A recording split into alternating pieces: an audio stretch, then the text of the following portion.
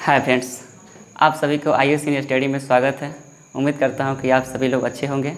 जैसे कि हम लोगों ने अपने पिछले वीडियो में पढ़ा था पुर्तगाली कंपनियों के विषय में, आज जो है हम लोगों का जो है डच विषय में जो हम पढ़ेंगे, ठीक है। और जैसे कि पुर्तगालियों के विषय में जो हम लोगों ने पढ़ा था, तो से एक और दो पॉइंट जो होता है जो छूट गया था, उसे जो है मैं आप लोगों के इस वीडियो में जो चर्चा कर देता हूँ। सबसे पहले चलिए थोड़ा देखते हैं। दोस्तों, हम लोगों ने देखा था कि गोवा को जो पुर्तगालियों ने 1510 ईस्वी में क्या किया था, कब्जा कर लिया था।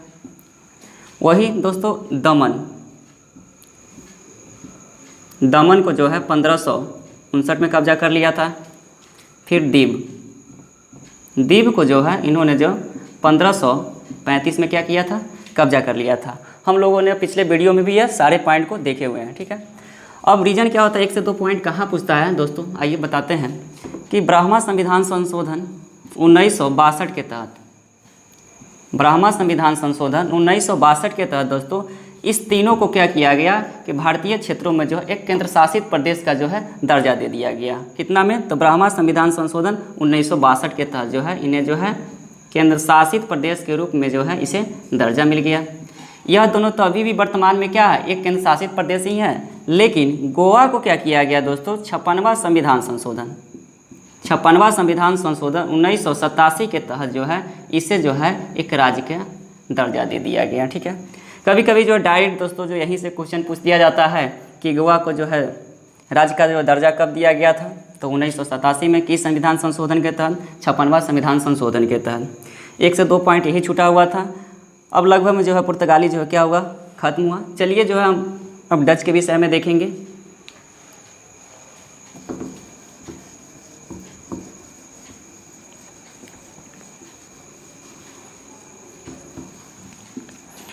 आइए दोस्तों, डच का सबसे पहले हम प्रारंभिक स्थिति देखेंगे कि डच का जो है प्रारंभिक स्थिति क्या था।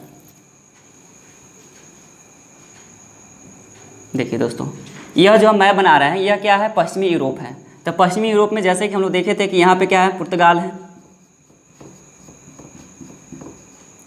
और यहाँ पे क्या है, स्पेन है।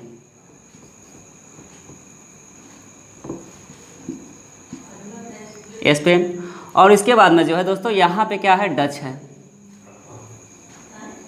है, जिसे जो है हॉलैंड या नीदरलैंड के नाम से भी जाना जाता है। प्रारंभ में क्या था कि दोस्तों यह डच पर जो है किसका कब्जा था, तो स्पेन का वासियों का कब्जा था। यानी स्पेन ने क्या किया था, डच को जो है अपने अधीन रखे हुआ था।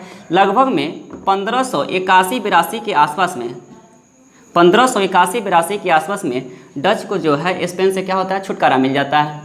जब इससे जो है आज़ादी मिल जाता है तो वे क्या करते हैं, डच जो है अपना जो है प्रारंभिक व्यापार जो है पुर्तगालियों के साथ क्या करते हैं, आरंभ करते हैं। तो जैसे कि हम लोगों ने देखा था कि पुर्तगालियों का जो है सबसे जो है प्रमुख व्यापारिक केंद्र कौन था, तो लिस्बन। डच ने क्या किया कि प्रारंभिक दौर में जो है लिस्बन से अपना जो है व्यापारिक संबंध स्थापित किया, और यहाँ से क्या करते थे, बहुत सारे जो है वस्तु खरीदते थे और अपने क्षेत्र में ले जाके या बेचते थे, और धीरे धीरे क्या करने लगे, यहीं से जो है अपना जो है वस्तु जो ले जाकर बेचने लगे, और इन्हें जो काफ़ी मात्रा में इन्हें मुनाफा होने लगा। जब इनके पास जो मुनाफा होने लगा तो इनको भी मन में इच्छा हुआ कि जो हम कोई भी सामान जो पुर्तगाली से खरीद रहे हैं, क्यों ना हम जो डायरेक्ट रूप से जो क्या करेंगे, भारत और पूर्व के क्षेत्र के देशों के साथ हम व्यापार कायम करें। इसके लिए क्या होना चाहिए, इसको तो पैसा की आवश्यकता था। लेकिन शुरुआती दौर में क्या हुआ, इन्होंने लिस्बन से व्यापार किया और धीरे धीरे क्या किया, इन्होंने जो है पैसा भी इकट्ठा कर लिया। जब इनके पास पैसा इकट्ठा हो गया दोस्तों, तो उसके बाद जो है इन्होंने क्या किया, अपना जो है नौसैनिक बीरों को क्या किया, मजबूत करने लगा। उसके बाद में जो है नए नए तकनीक का जहाज़ों का भी इन्होंने क्या किया, उपयोग किया। जब इनके पास सारा व्यवस्था उपलब्ध हो जाता है तो 1595-96 के आसपास में दोस्तों, कितना में, 1595-96 के आसपास में जो है डच का जो एक व्यापारिक दल जो है पूर्वी क्षेत्रों के लिए जो व्यापार करने के उद्देश्य से क्या होते हैं, रवाना होते हैं। और उस किसके नेतृत्व में, तो Cornelius Houtman. Cornelius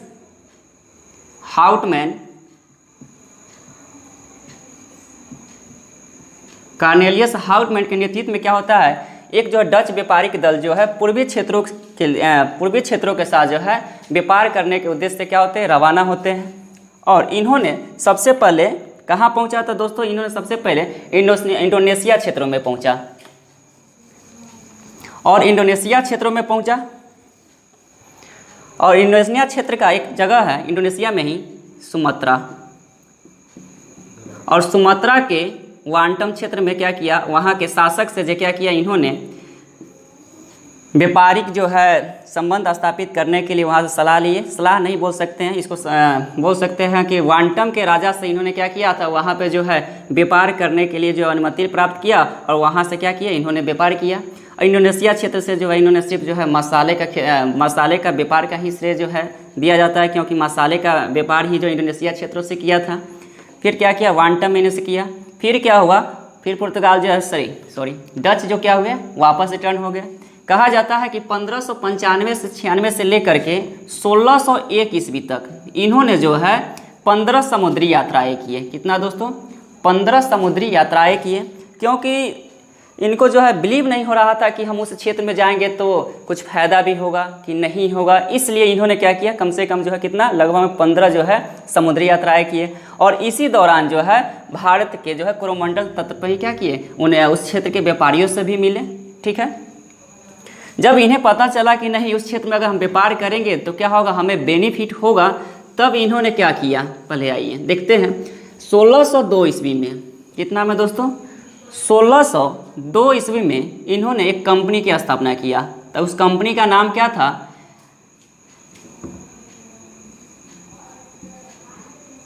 United east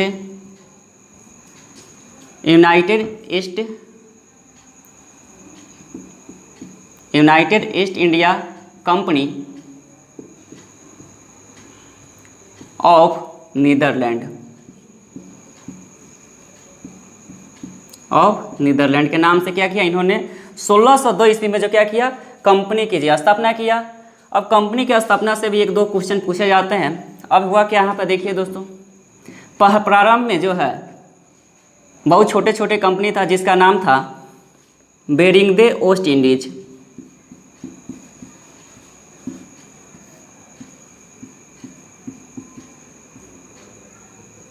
बेरिंगदे Oost Indies company.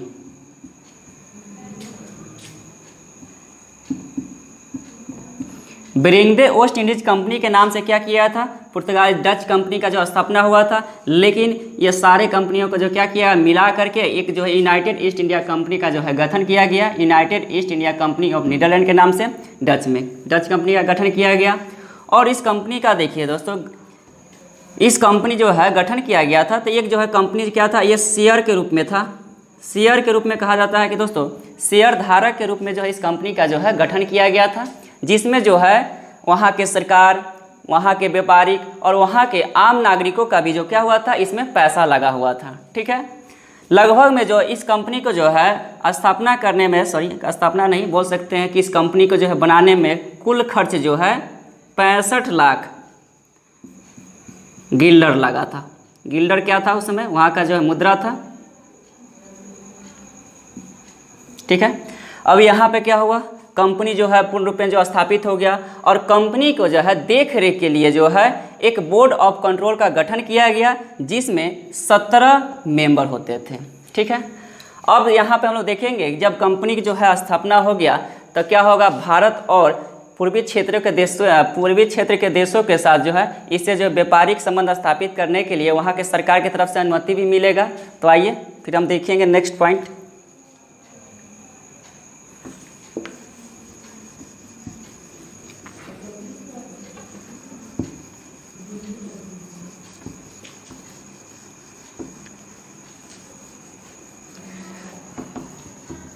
आप हेडलाइन लगाइएगा, हेडिंग लाइन, कि डच सरकार द्वारा कंपनी को दिया गया अधिकार। डच सरकार द्वारा कंपनी को दिया गया अधिकार। तो पहला अधिकार क्या था, किस इस कंपनी को जो है 21 वर्षों के लिए जो है भारत एवं पूर्वी क्षेत्र के देशों के साथ व्यापार करने के लिए क्या दिया गया, अनुमति दे दिया गया। दूसरा में इस कंपनी को क्या किया गया, दूसरा यह अधिकार दिया गया कि आप जो है सैन्य आक्रमण कर सकते हैं। अब रीजन क्या है, मान लीजिए यह जो बेचारा जा रहा है कहाँ, व्यापार करने जा रहा है और वो ऐसे क्षेत्र में जा रहा है जहाँ पे ऑलरेडी कौन है, पुर्तगाल है, उससे भी सामना करना पड़ेगा ना। तो इसलिए कहा गया कि अगर आपको कोई भी दिक्कत होगा तो क्या कीजिए, आप अपना सिर्फ जो है आक्रमण कीजिए, आक्रमण करके उस क्षेत्र को आप जीत सकते हैं, उसे हरा भी सकते हैं। तीसरा कहा गया कि आप जो है संधि भी कर सकते हैं, अगर किसी से संधि करने की आवश्यकता हो तो आप संधि भी कर सकते हैं। यह जो है दोस्तों जो है डच सरकार द्वारा क्या किया गया, इसे जो है अधिकार दे दिया गया।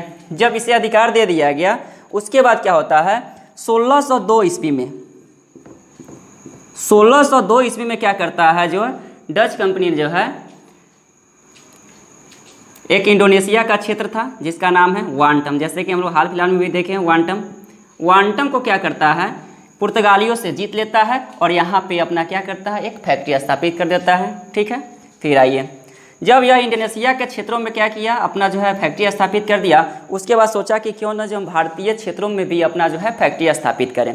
तो भारतीय क्षेत्रों में जो है फैक्ट्री स्थापित करने के उद्देश्य से सबसे पहले बोल सकते हैं इसको क्या, सो आइए देखते हैं कि एक व्यक्ति था जिसका नाम था वाडेर हेग। यह जो है नौसेना के अध्यक्ष था। इसके नेतृत्व में जो है सबसे पहला प्रयास किया गया कि भारत में हम जाएंगे तो क्या करेंगे, या मलाबार तट और सूरत में क्या करना है, फैक्ट्री स्थापित करना है। लेकिन बेचारे क्या होते हैं, असफल हो जाते हैं। जब यहाँ से जब मलाबार तट, देखिए यहाँ पे बता सकते हैं, यह आपका क्या हुआ दोस्तों, मलाबार तट है, यहाँ पे सूरत, यहाँ पे भी प्रयास करता है वाडेर हेग जी कि हम क्या करेंगे, अपना यहाँ डच फैक्ट्री स्थापित करेंगे। लेकिन होता क्या है, यहाँ पे जो असफल हो जाते हैं। जब यहाँ पे जो असफल हो जाते हैं उसके बाद जो है यह क्या करते हैं, क्रोमंडल तट पर चले जाते हैं। ठीक है, अब क्रोमंडल तट पर जो है यहाँ पे स्थित है दोस्तों जो है एक जो जगह है मसूलीपट्टनम। मसूलीपट्टनम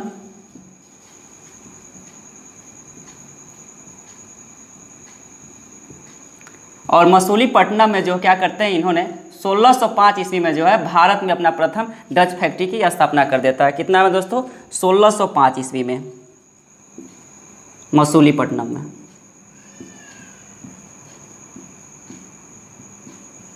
ठीक है, यानी कि अगर आपसे क्वेश्चन पूछा जाए कि डचों द्वारा जब भारत में प्रथम फैक्ट्री कहाँ स्थापित किया गया, तो आपको क्या हो जाएगा, मसूलीपट्टनम हो गया।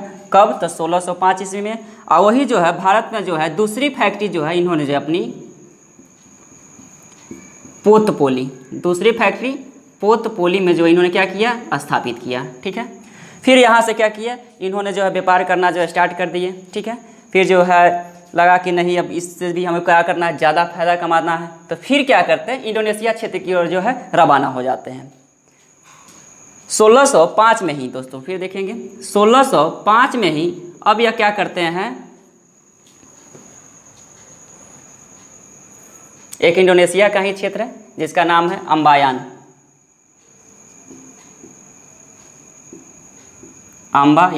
यह इंडोनेशिया का क्षेत्र है। ठीक है, इस पर भी पहले क्या था, पुर्तगालियों का कब्जा था। फिर जो है 1605 इसमें क्या करता है, डच जो है इसे भी क्या करता है, पुर्तगालियों से जीतकर अपना जो है यहाँ पर फैक्ट्री स्थापित कर लेता है 1605 में। फिर देखिए फिर क्या होता है कि 1605 ईस्वी के बाद जो है फिर हम तो देखेंगे कि जो है फिर उसके बाद में जो इसके अनुसार जो है इसके द्वारा क्या काम किया गया था डचों के अनुसार।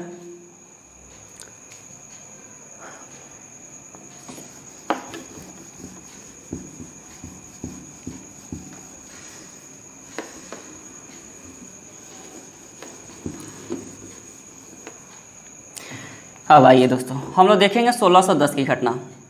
1610 ईस्वी की घटना में हम लोग देखेंगे एक चंद्रगिरी का राजा था। ठीक है, जिससे जो है डचों ने जो है समझौता करके जो है उनसे जो पुलिकट जो है क्षेत्र प्राप्त कर लिया और यहाँ पे भी क्या किया, इन्होंने जो है फैक्ट्री स्थापित किया।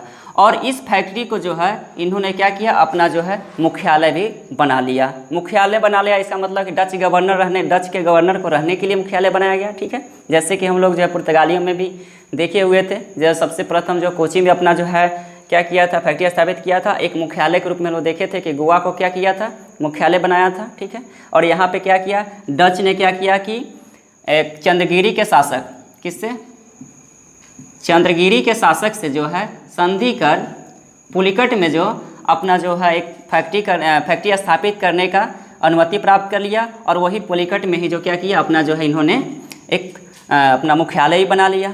यह जो पुलिकट जो इनका मुख्यालय जो लगभग में जो है 1690 तक रहता है। ठीक है, पुलिकट जो है इनका मुख्यालय कब तक रहता है? 1690 तक। इसके बाद जो है इसका जो मुख्यालय कहाँ हो जाता है? नागपट्टनम। नागपट्टनम में क्या होता है? इनका जो है मुख्यालय हो जाता है। अब आइए, जब इन्हें जो है पुलिकट में जो है मुख्यालय स्थापित करने के जो है अनुमति मिल जाता है, फिर पुलिकट से ही क्या प्रश्न पूछा जाता है कि क्या होता है यहीं पे जो है इन्होंने जो क्या किया था, एक तो राजधानी बनाया, इसको मुख्यालय ही बनाया, राजधानी ही बनाया। दूसरा से क्या है, यहाँ पे इन्होंने एक बारूद का कारखाना भी खोला, यानी कि बारूद का जो है कारखाना खोला। तीसरा देखिए इन्होंने काम क्या किया, यहाँ पे इन्होंने क्या किया, एक टकसाल लगवाया।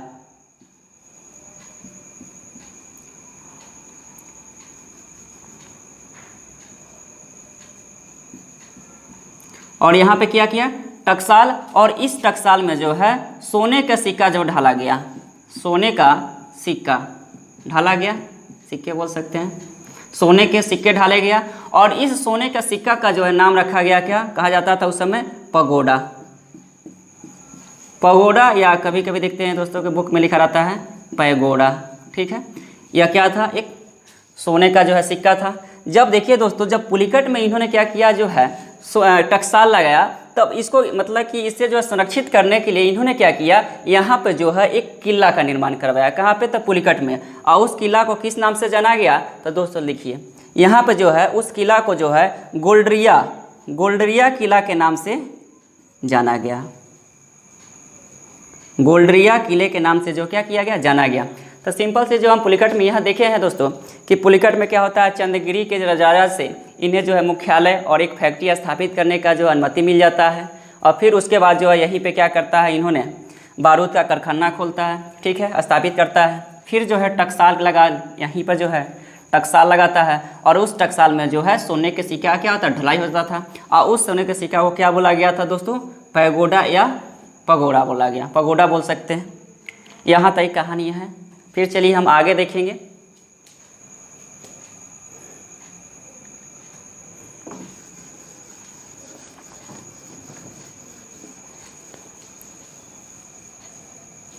फिर देखिए दोस्तों, जब फिर यहाँ से क्या करते हैं, फिर जो है इंडोनेशिया के क्षेत्र की तरफ जाते हैं। अब इंडोनेशिया में जो है 1613 ईस्वी में दोस्तों, 1613 ईस्वी में क्या करता है, फिर जो है डचों ने क्या करता है कि जकार्ता भी कहाँ है, इंडोनेशिया का ही क्षेत्र है। डचों ने क्या किया, बोल सकते हैं उसे, पुर्तगालियों से क्या किया, इन्होंने क्या किया, छीन लिया और अपने अधीन कर लिया। और यहीं पे जकार्ता में ही जो है एक बैटेविया नामक शहर का भी स्थापना किया। बैटेविया नामक शहर की स्थापना किया कब? तो लगभग में जो है 1619 ईस्वी में। और यह इनका जो है प्रमुख व्यापारी केंद्र था। कौन? बैटेविया। यहाँ से क्या होता था दोस्तों कि अन्य क्षेत्रों से जो है व्यापारिक वस्तुएं लाया जाता था। ठीक है, और उसे जो है बैटेविया लाया था पहले, और उसके बाद जो क्या किया जाता था, डच भेजा जाता था। सिर्फ जो है बंगाल के क्षेत्रों को जो है छोड़कर, क्योंकि एक बंगाल के विषय में हम लोग पढ़ेंगे, तो बंगाल में जो ये लोग जो व्यापार करते थे तो वहाँ के सामान भी क्या होता था, डायरेक्ट जो है डच जाता था, और एक जो है बैटेविया। ठीक है, अब हम लोग एक 1613 में ये देखिए जकार्ता में क्या किया था, जकार्ता पर कब्जा कर लिया पुर्तगालियों से जीतकर। यहीं पे क्या किया था, इन्होंने बैटेविया नामक जो है शहर की स्थापना किया था। कब? तो 1619 ईस्वी में।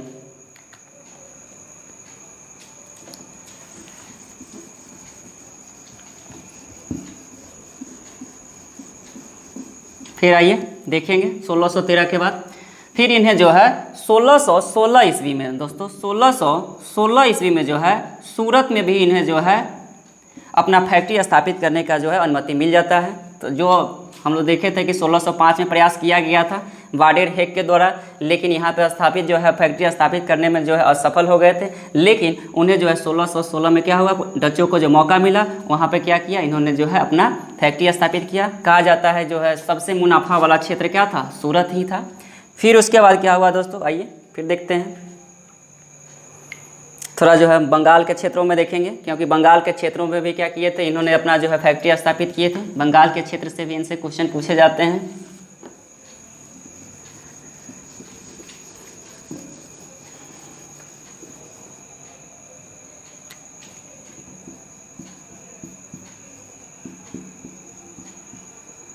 आइए, कहा जाता है कि दोस्तों जो बंगाल के क्षेत्रों से जो है इन्होंने व्यापारिक संबंध अपना जो 1615 में ही स्थापित किया था, लेकिन यहाँ पे उस समय जो कोई फैक्ट्री स्थापित नहीं कर पाया था। अब इन्हें जो मौका मिलता है कब, तो 1627 ईस्वी में। 1627 ईस्वी में जो है बंगाल का एक क्षेत्र है जिसका नाम है पिपली।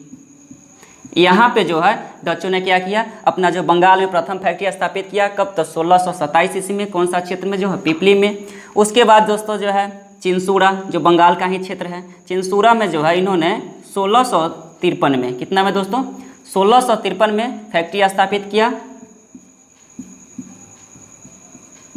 और ये भी क्या था, प्रमुख जो है व्यापारिक केंद्र के ही रूप में था। अब इसे जो है सुरक्षित करने के लिए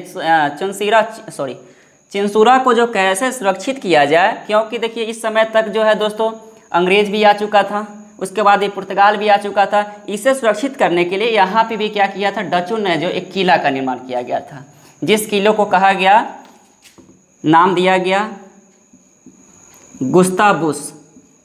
गुस्ताबुस फोर्ट नाम दिया गया दोस्तों, ठीक है।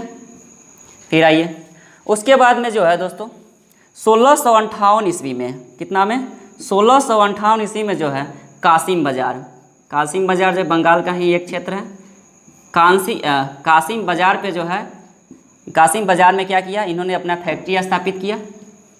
और इससे क्वेश्चन क्या पूछता है, यहीं पे जो है डचों ने क्या किया था, एक जो है उद्योग स्थापित किया था जिसका नाम था रेशम की चक्री का जो है इन्होंने जो है उद्योग स्थापित किया था। और यहाँ पे जो है रेशम की इस चक्री में जो है वस्त्र उत्पादन होगा, ठीक है। यहाँ पे जो है 3000, कितना दोस्तों, 3000 जो है कारीगर क्या करते थे, वेतन पर यहाँ पे काम करते थे। और मान लीजिए कि क्या है, फ़ायदामंद वाला ही था, क्योंकि बंगाल के क्षेत्रों में क्या हो रहा है, रेशम की चक्री स्थापित कर रहा है और जो है 3000 जो है यहाँ पे कारीगर काम कर रहे हैं। उन लोगों की भी स्थिति क्या होगा, मजबूत होगा, क्योंकि वहाँ से क्या होगा, इन लोगों को कुछ आमदनी होगा, ठीक है। ये अच्छा काम था। उसके बाद में जो है उड़ीसा का क्षेत्र देखते हुए दोस्तों, एक उड़ीसा में एक जगह है जिसका नाम है बालासोर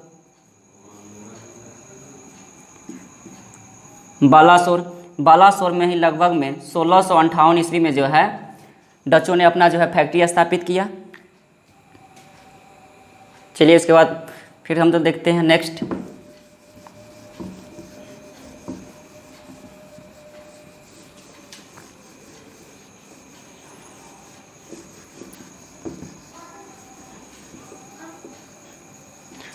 आइए दोस्तों, हम एक जैसे कि बंगाल वाला देख लिए, बंगाल के बाद हम देखेंगे कि 1632 ईस्वी में जो है डचों ने पटना में क्या किया था, अपना जो है फैक्ट्री स्थापित किया था। उस समय जो पटना कहाँ है, बिहार में ही है। और दोस्तों इस बार जो है 65वीं बीपीएससी में यही क्वेश्चन पूछा हुआ था कि डचों ने जो पटना में जो अपना फैक्ट्री कब स्थापित किया था, तो कब किया था, 1632 ईस्वी में, ठीक है। फिर आइए, उसके बाद इन्होंने क्या किया था, 1641 ईस्वी में दोस्तों, 1641 ईस्वी में जो डचों ने मलका, दोस्तों वही मलका है जिस पर जो है पुर्तगालियों ने क्या किया था, अपना जो आधिपत्य जमाया हुआ था। और उस मलका को जो इन्होंने क्या किया, 1641 ईस्वी में पुर्तगालियों से क्या किया, जीत लिया। फिर आइए एक और क्षेत्र दोस्तों हम बताते हैं, 1658 में ही, 1658 ईस्वी में क्या किया था, सीलोन में भी क्या किया था, अपना जो है फैक्ट्री स्थापित किया था। सीलोन यानी इसको बोलते हैं क्या, श्रीलंका। और किससे जो है जीते हुआ था, तो पुर्तगालियों से जीते हुआ था। चलिए उसके बाद फिर देखते हैं। फिर आइए, फिर एक और क्षेत्र है, इन्होंने जो मद्रास में भी जो है अपना फैक्ट्री स्थापित किया था। कौन सा क्षेत्रों में, मद्रास में। दोस्तों देखिए हम यहाँ पे बहुत सारा जो है क्षेत्र का नाम लिखा रहे हैं, क्योंकि जो डायरेक्ट क्वेश्चन में पूछता है कि हाँ डचों ने जो है अपना फैक्ट्री कहाँ स्थापित नहीं किया था, तो पहले हम लोग को यह पता होना चाहिए कि डच ने जो कहाँ कहाँ अपना जो है फैक्ट्री स्थापित किया था, ठीक है। इसलिए जो हम इस सारे क्षेत्र को जो है लिखवा रहे हैं, ठीक है। अब आइए 1663 में क्या हुआ था दोस्तों, 1663 में डच एवं कोचीन के शासक ने क्या किया, मिलकर कोचीन पर क्या किया, पुर्तगालियों का यहाँ पर क्या था, कोचीन में जो पुर्तगालियों का जो अधिकार था इस पर जो कब्जा, मतलब कि बोल सकते हैं इस पर क्या किया, हमला किया और पुर्तगालियों से क्या किया, कोचीन को छीन लिया। और डच ने क्या किया जो है यहाँ पे जो अपना जो है फैक्ट्री स्थापित किया। फिर यहाँ पे देखिएगा कन्नौर में भी क्या किया था, डचों ने अपना जो है फैक्ट्री स्थापित किया था। 1663 में तो कोचीन हो जाएगा दोस्तों। और कन्नौर में भी क्या किया था, अपना जो है इन्होंने फैक्ट्री स्थापित किया था। ठीक है, फिर आइए उसके बाद हम लोग देखेंगे।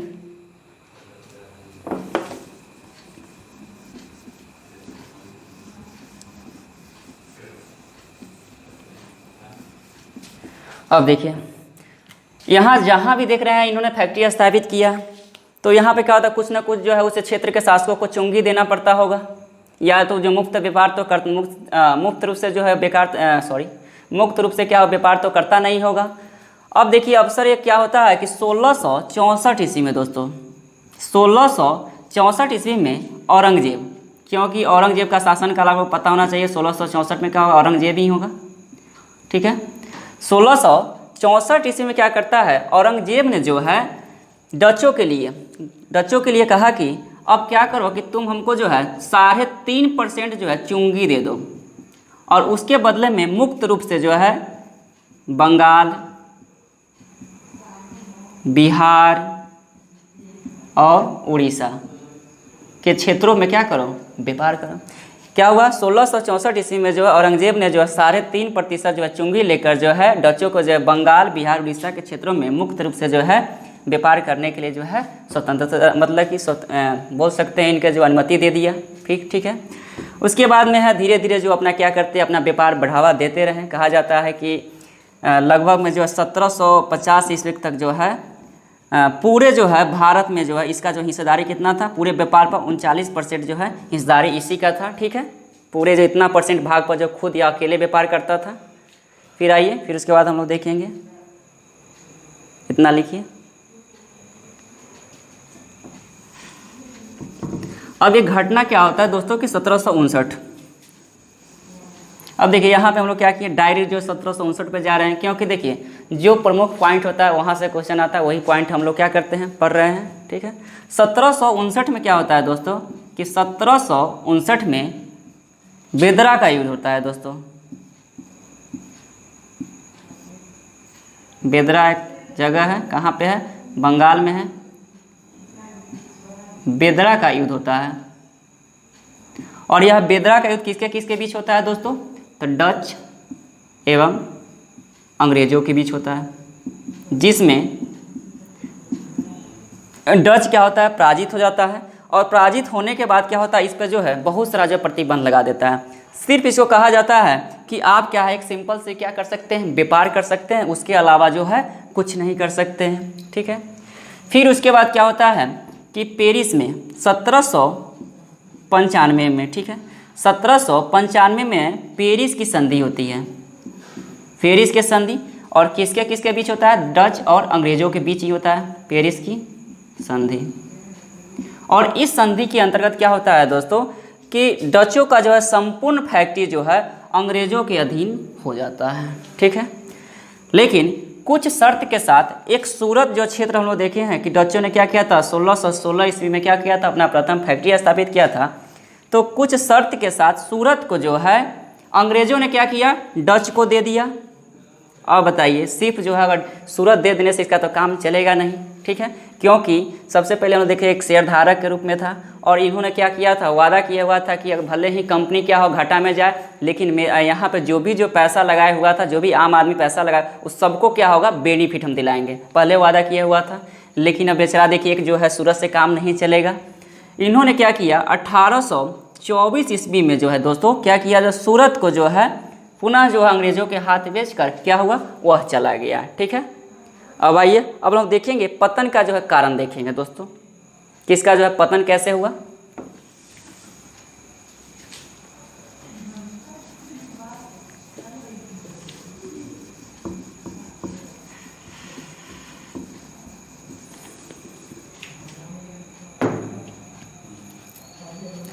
पतन के कारण,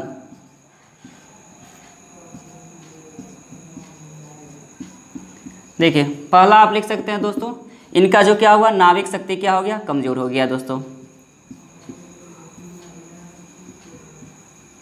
नाविक शक्ति का कमज़ोर होना, ठीक है, नाविक शक्ति का कमज़ोर होना, ठीक है। दूसरा क्या था दोस्तों, बेचारा क्या हुआ, ये कंपनी जो है भले ही जो घाटा में जा रहा था, लेकिन अपने जो है शेयरधारकों क्या हुआ, हमेशा जो बेनिफिट दिलाया, ठीक है, वो भी क्या हुआ, इसका जो है कारण था। अब देखिए क्वेश्चन आता है कि यह मात्र ऐसा कंपनी था जो अपने शेयरधारकों को 200 वर्षों तक, कितना तक दोस्तों, 200 वर्षों तक जो है 18% जो है लाभ देता रहा। प्रमुख रूप से जो है इनका जो पतन का कारण ये भी था कि कंपनी जो क्या हो रहा है, घाटे में जा रहा है, लेकिन अपने शेयरधारकों को क्या कर रहा है, बेचारा जो है अपना जो है मुनाफा दे रहा है। तो यह हमारा जो है पुर्तगाल था, ठीक है। अब देखिए जितना भी हम जो है क्षेत्र लिखाए हैं, ठीक है, अब एक मैप के माध्यम से हम सारे क्षेत्र को दिखा देते हैं कि कौन सा क्षेत्र कहाँ पे है। चलिए तो आइए देखते हैं। जहाँ पे जो वैसे क्षेत्र को देखेंगे जहाँ पर जो डचों द्वारा क्या किया गया था, अपना जो है फैक्ट्री स्थापित किया गया था।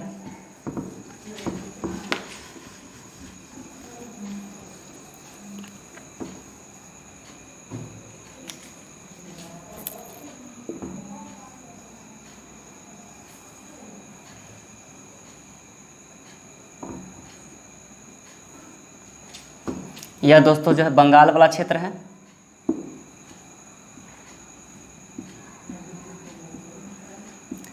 यहाँ क्या है, गुजरात है। यहाँ पे जो सूरत लिख सकते हैं आप, सूरत पे जो यहाँ फैक्ट्री स्थापित किया था। यहाँ दोस्तों देखिए कोचीन, फिर यहीं पे जो है कन्नौर, कन्नौर में क्या किया था, इन्होंने जो है अपना फैक्ट्री स्थापित किया था।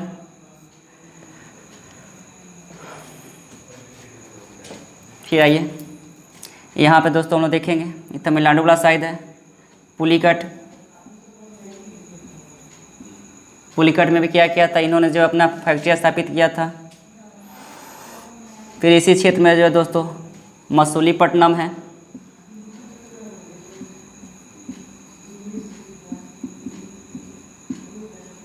मसूलीपट्टनम दोस्तों जो आंध्र प्रदेश के जो है किनारे आ जाता है, ठीक है। उसके बाद हम देखेंगे यहाँ पे जो है उड़ीसा था, और उड़ीसा में कहाँ पे स्थापित किया था, तो बालासोर। कितना में तो दोस्तों लोग देखे हुए थे 1658 में। बालासोर में भी क्या करता है, अपना जो है फैक्ट्री स्थापित करता है, ठीक है। उसके बाद जो है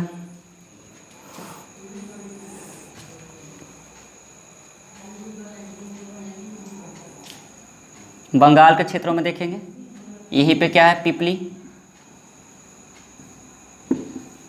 चिंसोड़ा,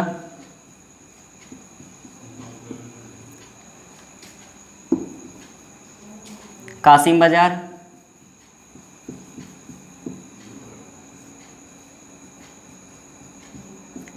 यहाँ पे दोस्तों क्या है, बिहार वाला क्षेत्र है। तो बिहार में कौन सा देखे हैं दोस्तों, हम लोगों ने 1632 में देखे हैं कि पटना में जो क्या किया था, इन्होंने अपना फैक्ट्री स्थापित किया था पटना में, ठीक है।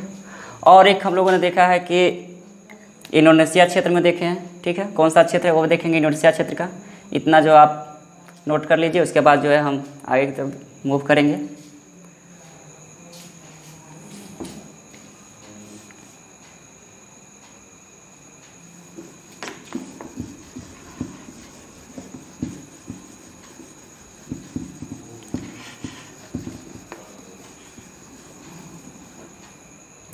अब देखें इंडोनेशिया के क्षेत्र में देखेंगे दोस्तों, तो यहीं पे क्या है, वांटम है।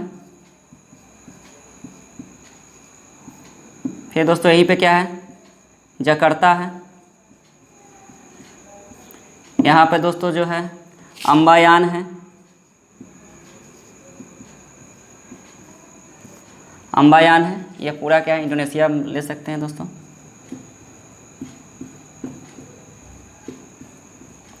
ठीक है। यहीं पे जो है एक मलका जल संधि है, इस पर भी जो इन्होंने क्या किया था, कब्जा कर लिया था 1641 ईस्वी में, मलका, ठीक है। ये तो हम लोगों ने क्या दिया, इसका जो विस्तार बता दिया। अब आइए, अब नेक्स्ट जो पॉइंट क्या पूछा जाता है दोस्तों, कि डचों ने क्या किया था कि भारतीय यानी भारतीय क्षेत्रों से जो है उन्होंने जो है वस्त्र को जो है प्रमुखता दी। यानी कि उन्होंने क्या किया था, भारतीय वस्त्रों को जो एक निर्यातक वस्तु के रूप में जो है श्रेय दिया। ठीक है, और जो है किस क्षेत्रों से ज़्यादा जो है भारत में वस्त्र जो है उस वस्त्र का निर्यात करता था, तो वह क्षेत्र कौन था दोस्तों, लिखिए, गुजरात, बंगाल और कोरोमंडल तट।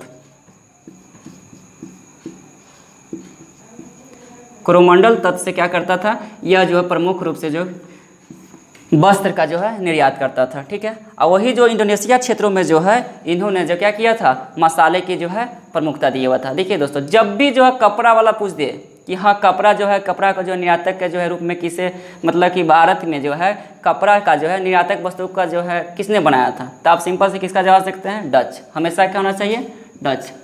अब देखिए इतना जो है हम लोगों ने डच के विषय में पढ़ लिया है। लगभग में जो है लग रहा है कि जो है हम लोगों ने डच के विषय में काफ़ी पढ़ लिया, और अनुमान लगाते हैं कि इससे ज़्यादा तो डच के विषय में क्वेश्चन पूछेगा नहीं। ठीक है, अगर आप लोगों को जो यह वीडियो अच्छा लगा हो तो शेयर, कमेंट और लाइक ज़रूर करिए। जय हिंद, जय भारत।